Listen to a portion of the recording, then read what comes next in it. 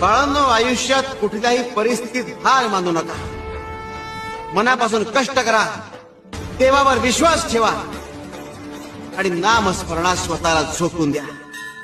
जेव्हा तुम्ही या तीनही गोष्टींचा आधार घेतात तेव्हा तुमचं आयुष्य बदलल्याशिवाय राहत नाही. हे त्रिकाल बाधित सत्य आहे. शिवहर शंकर नमामि शंकर शिवशंकर शंभो. हे गिरिजापती भवानी शंकर शिवशंकर शंभो.